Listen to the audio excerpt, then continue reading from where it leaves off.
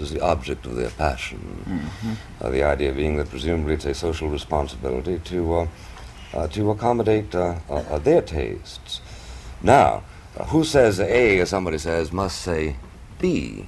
And what I don't find anywhere in your sexual philosophy is the point at which you say, look, even though this is what you would like to do, don't. And the reason you oughtn't is something that doesn't attach merely or doesn't consult merely your personal pleasures of the moment, but certain strategic ethical notions. Where is this in the Playboy philosophy? Why doesn't B follow from A? Well, I think that B does follow A, but it follows, I think it seems to me, in this way. One, we've emphasized very much relative to sex and everything else in the philosophy that man is and should be responsible for his actions. The freedom is not something that removes restraints per se, but the very implications of a free society, and this is so obvious to us in every other way, it's just that sex has gotten lost in it, does require personal responsibilities, and man is and should be accountable for his acts. Now, where sexual deviation is concerned, I think that a very important, valid point can be made. Sexual deviation, as such, is perpetuated by the kind of suppressive attitude on sex that we've traditionally had in society. One of the things that we're strongly opposed to. Dr. Gebhardt recently at the Sex Institute at Indiana University was asked whether he felt that there would ever be a significant decline in homosexuality in America. And he said, not until we're willing to put far more emphasis on the heterosexual than we are today. Society itself and the kind of conditions that it places around sex very much determines the direction that the normal or that the innate sex drive is going to take in people. You can either have a society that emphasizes that has a more permissive emphasis on the heterosexual and the healthy, or you can have one that is essentially restrictive, essentially suppressive, and leads to repression and results in a maximum amount of perversion, a maximum amount of frigidity and impotence, and all the other problems that go with it. Well, no, I know that you have acknowledged, to get back to the first point you made, the, quote, responsibilities. I mean, people must take responsibility for their action.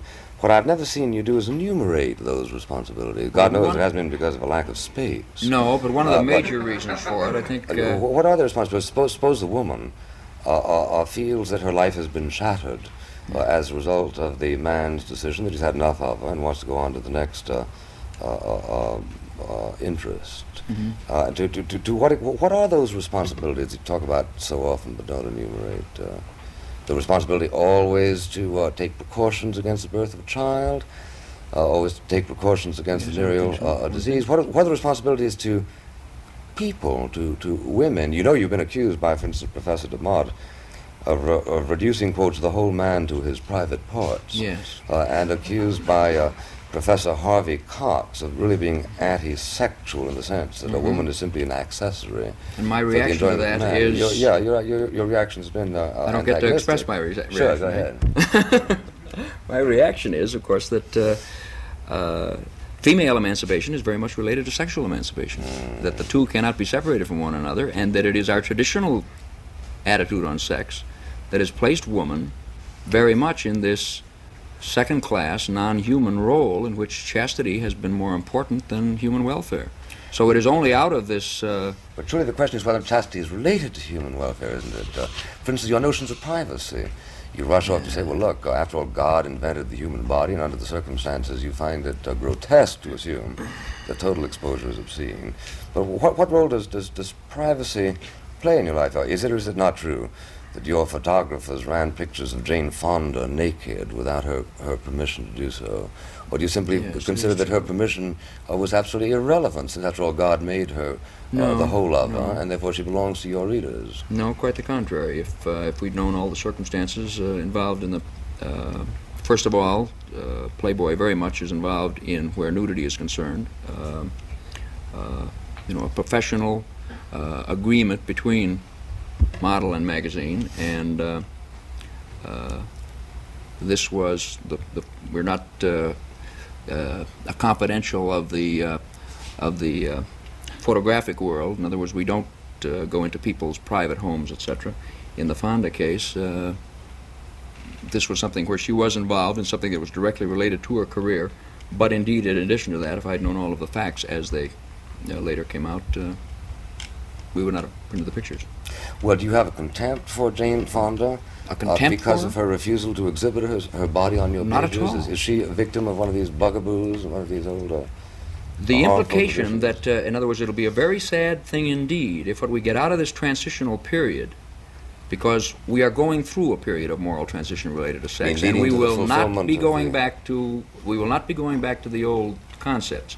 Now, if all we wind up with out of this is a new legalism in which thou shalt or thou must replaces thou shalt not, I agree with you, we'll be no better off.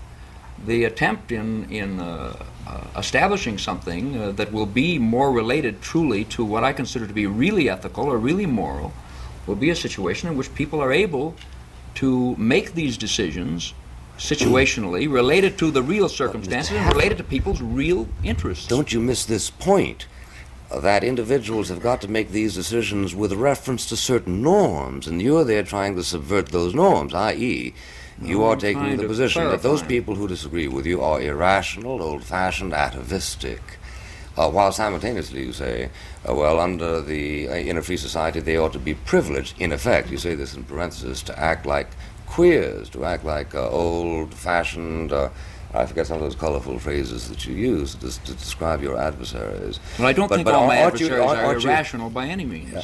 Well, particularly if they start from a premise that is basically religious. Right.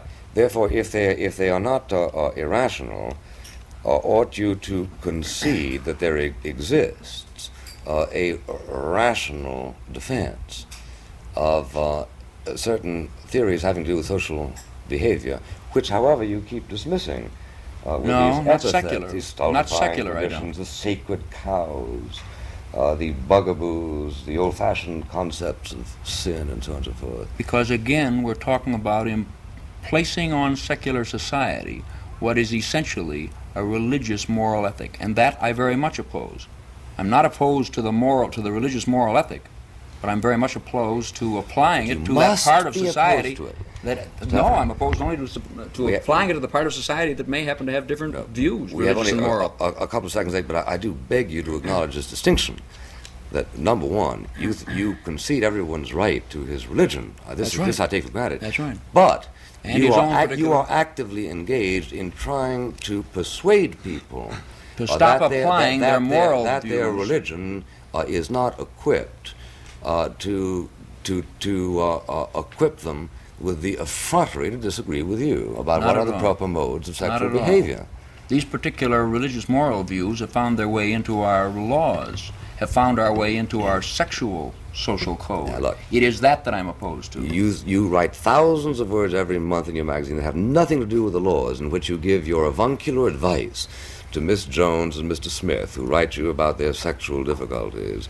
In the course of meeting out advice, you never once ask them, that I have seen, to consult their religion or to consult what I might call expert teachers of ethics. You simply take over. And in doing so, you are not merely using your own freedom to govern your own personal life, but you are urging it to undermine the precepts which an awful lot of people hold are indispensable to the survival of community life. What we're doing is supplying an alternate point of view to the ones that are all too prevalent in Ann Landers and in much of the rest of secular society, in those special departments like the Advisor and the Forum, where readers specifically ask us questions. This is very different than indicating that this is the only way. One of the real key to the philosophy is not offering an alternate moral code to the traditional one, but a suggestion that there may be some better answers, and that we're apt to find some better answers if we re-examine many of these old traditional ideas. Gentlemen, we'll continue in just a moment, if we may. We'd like to interrupt briefly.